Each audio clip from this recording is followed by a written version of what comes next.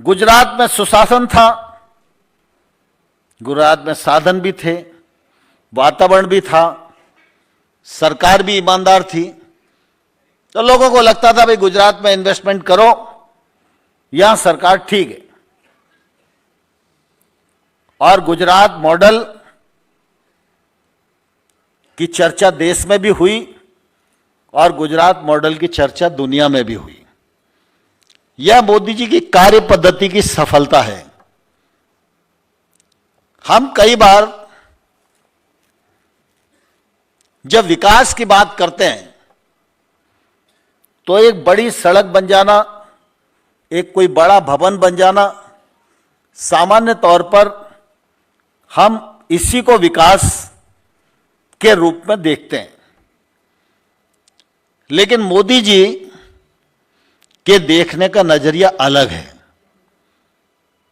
मोदी जी बड़ी संरचना को भी विकास के रूप में देखते हैं, लेकिन मोदी जी की मान्यता है देश का गरीब से गरीब छोटा आदमी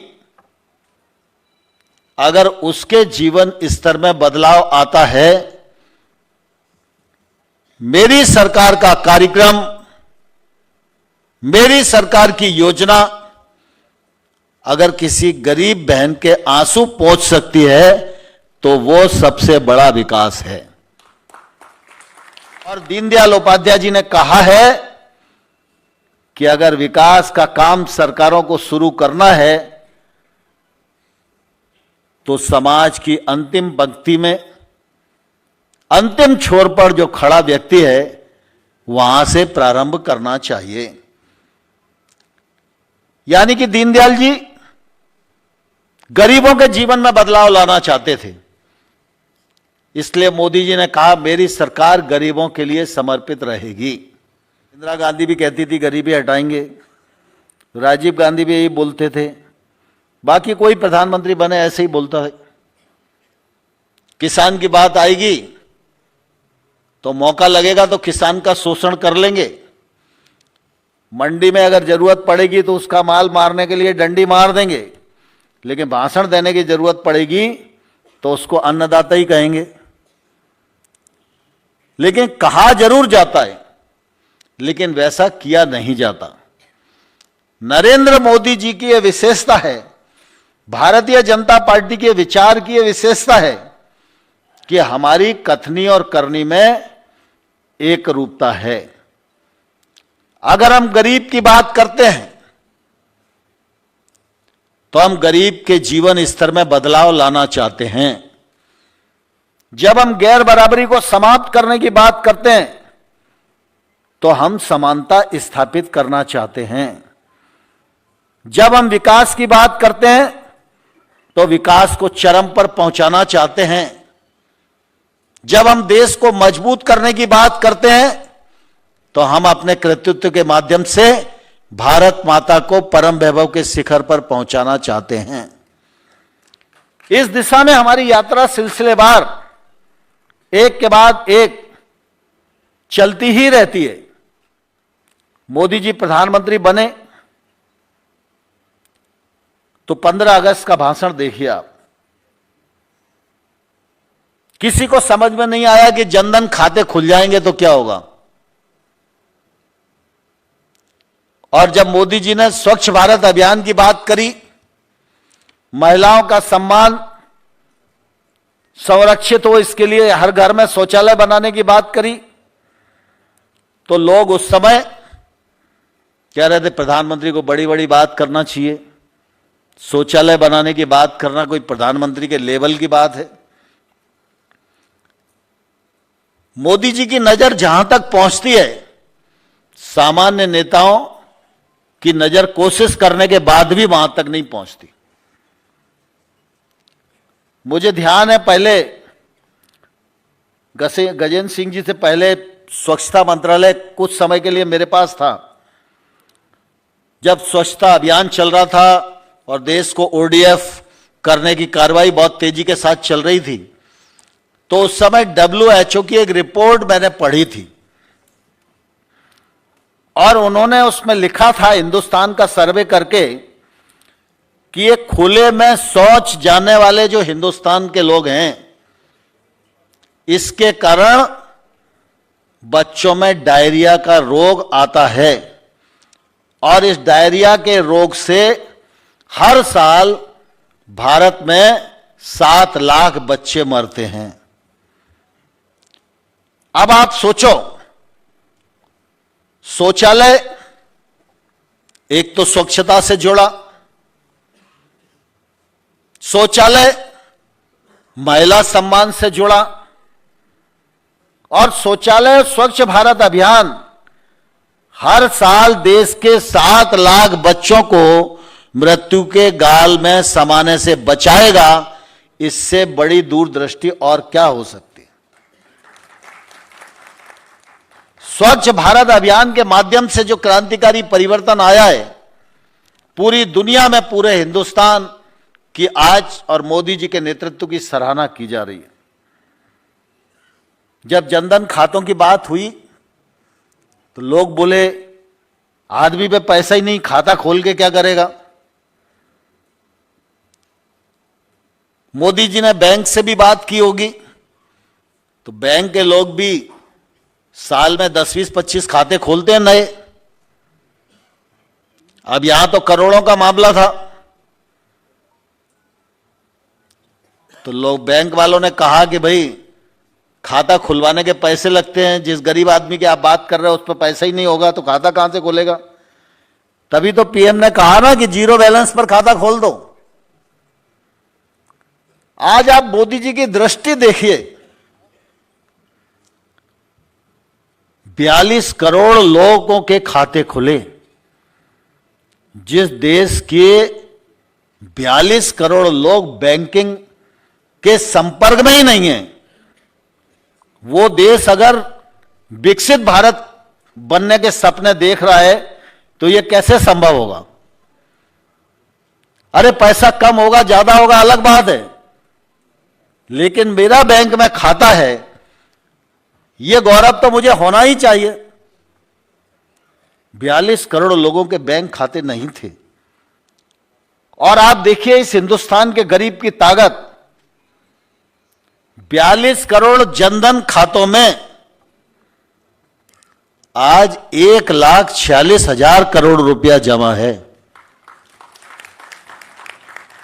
ये 1,46,000 करोड़ रुपया बैंकिंग सेक्टर से दूर था, आज बैंक में जमा है तो ये 1,46,000 करोड़ रुपया देश की ताकत बनकर खड़ा हुआ है और यह देश के गरीब आदमी की ताकत है। फिर जनधन खाते का क्या लाभ हुआ। आज भैया हमारे कह रहे थे कि पीएम किसान के 6,000 रुपया हर एक के खाते में आ जाते हैं और 1 रुपया भी उसको इधर उधर खर्चा नहीं करना पड़ता। हर गरीब आदमी का खाता खुल गया है।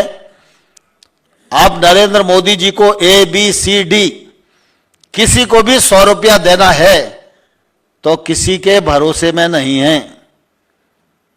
अगर पीएम किसान योजना के माध्यम से 11.5 करोड़ लोगों को प्रधानमंत्री जी ने 2,03,000 करोड़ रुपया अभी तक जमा करा दिया। एक कालखंड में प्रधानमंत्री होते थे, वो कहते थे कि हम 100 रुपए भेजते हैं, गांव जाते जाते 15 ही पहुंचते हैं। आज हम और आप दावे के साथ कह सकते हैं कि मोदी जी 6,000 रुपया भेजते हैं तो 6 के 6,000 रुपया उसके खाते में जमा होते हैं। 1 रुपए की दलाली करने की हैसियत आज देश में किसी आदमी की नहीं है। मुझे ध्यान है कोविड का समय था, सारे पहिए थम गए थे। जहां लोग मजदूरी करने गए थे वो भी भय में भाग खड़े हुए, गांव में संख्या बढ़ गई थी। मोदी जी ने गरीब कल्याण योजना के अंतर्गत खाद्यान्न और दाल या निःशुल्क वितरण करना प्रारंभ किया, लेकिन बाद में मोदी जी को लगा कि चावल भी है, गेहूं भी है, दाल भी है, लेकिन छौंक लगाने के लिए तेल नहीं होगा, डालने के लिए नमक नहीं होगा, मसाला नहीं होगा, तो गरीब के घर में खाना पकेगा कैसे? मैं उस समय ग्रामीण विकास मंत्री भी था, तो सोचा गया क्या करना चाहिए। तो विचार यह हुआ कि जनधन खातों में जितनी महिलाओं की संख्या है, हर महिला को 1,500 हजार रुपया उसके खाते में डाल दो। अब जनधन खाते वाली महिला तो गरीब ही है, अब उसको अगर 1,500 रुपया मिल जाएगा 3 किस्तों में, तो घर का अपना तेल नमक का काम चल जाएगा। और जनधन खातों में महिलाओं की संख्या मालूम है कितनी है? 42 करोड़ में से 20 करोड़ 65 लाख गरीब बहनों के खाते हैं। मुझे ध्यान है उस समय जो संख्या थी 30,200 करोड़ रुपया उनके खाते में डालने का काम किया था। यह मोदी जी की दृष्टि है। यह व्यवस्था में पारदर्शिता भी पैदा करती है। यह गरीब का हक गरीब तक पहुंचाने में मदद करती है। यह दृष्टि, जब भ्रष्टाचार का खात्मा होता है तो देश को मजबूती भी प्रदान करती है। और यही दृष्टि, यही पद्धति, यही सुशासन गरीब के जीवन स्तर में बदलाव लाएगा। और जब गरीब की ताकत बढ़ेगी तो जोधपुर की भी ताकत बढ़ेगी, राजस्थान की भी ताकत बढ़ेगी और भारत की भी ताकत बढ़ेगी। बिना गरीब की ताकत बढ़े हम बढ़ जाएं, यह संभव नहीं है। अब आप देखो सारी दुनिया में, अभी भी आपने देखा होगा एक सर्वे हुआ, 75% लोगों ने मोदी को पसंद किया, बाकी बाइडेन सब पीछे। क्यों हो रहा है ये अच्छा कुर्ता पजामा पहनने से नहीं होता। देश के हर घर में शौचालय बन गया है, इससे हिंदुस्तान की प्रतिष्ठा सारी दुनिया में बढ़ी है। देश के हर गरीब के घर में बिजली पहुंच गई है, इससे हिंदुस्तान की ताकत का अंदाजा दुनिया के लोगों को हुआ है। जब कोविड का संकट था तो दुनिया के बड़े बड़े देश इधर और उधर देख रहे थे। मोदी जी के विजन ने पहले हिंदुस्तान में वैक्सीन बनाई और अपने देश में 200 करोड़ डोज लगा दिए। इसको देखकर दुनिया मोदी की रैंकिंग के बारे में विचार करती है और वोट करती है। जब मनमोहन सिंह जी इस देश के प्रधानमंत्री थे, तब भी प्रधानमंत्री तो वही थे, और जो प्रधानमंत्री रहेगा उसको विदेश जाना ही पड़ता है, दूसरे देश के नेताओं से बात करनी पड़ती है, कुछ राजनीतिक संगठन रहते हैं उनकी बैठकें होती है उसमें जाना ही पड़ता है। लेकिन आज और उस समय के बारे में विचार करके देखो, जब मनमोहन सिंह जी विदेश जाते थे तो न देश में हलचल होती थी, दुनिया में हलचल का तो प्रश्न ही नहीं है। लेकिन आज अगर नरेंद्र मोदी जी अमेरिका जाते हैं तो पूरी दुनिया आंख टीवी पे और कान रेडियो पर लगाकर सुनती है कि हिंदुस्तान का शेर अमेरिका में गया है, यह क्या बोलने वाला है। आज दुनिया का कोई भी राजनीतिक मंच ऐसा नहीं है जो अपना एजेंडा बनाते समय हिंदुस्तान को नजरअंदाज कर सके। मोदी जी ने देश की ताकत को, देश की विशेषता को, देश की विरासत को, देश के संसाधनों को इस प्रकार से दुनिया के राजनीतिक मंच पर रखा है कि दुनिया आज हिंदुस्तान की साख मानने के लिए विवश हुई है। और इसलिए आप सब देखते हैं कि ऐसा नहीं है कि दुनिया के सब देश हमको देखकर खुशी होते हैं।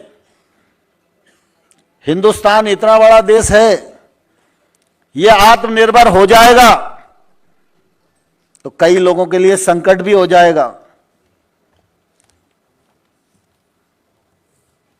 तो ऐसी स्थिति में हर देश कोई अच्छी नजर से ही नहीं देखता है, लेकिन जब नरेंद्र मोदी जी ने कहा कि हम न तो आंख झुकाकर बात करेंगे, न हम आंख उठाकर बात करेंगे, हम तो आंख में आंख डालकर बात करेंगे,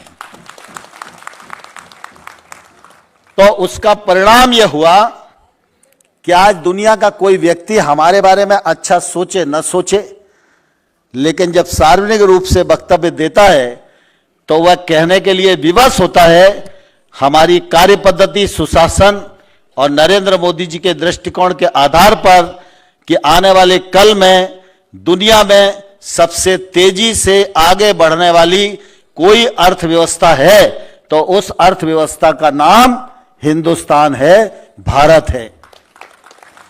हमारी देश में भी ताकत बढ़ रही है, हमारी दुनिया में भी ताकत बढ़ रही है, और मैं समझता हूं हिंदुस्तान में यह परिवर्तन का समय है और हम सब लोग सौभाग्यशाली हैं कि आजादी के अमृत महोत्सव, आजादी 75 के दर्शन अपनी आंखों से कर रहे हैं, और हम में से बहुत सारे लोग ऐसे हैं जो आजादी 100 को भी देखेंगे, लेकिन जो आजादी 75 के साक्षी हैं उन सब की यह जिम्मेवारी है हम नरेंद्र मोदी के नेतृत्व को और मजबूत करें, और जब आजादी 100 की हो जाए तब हिंदुस्तान की जो पीढ़ी मौजूद हो वह पीढ़ी नए भारत का स्वागत करे। बहुत बहुत धन्यवाद।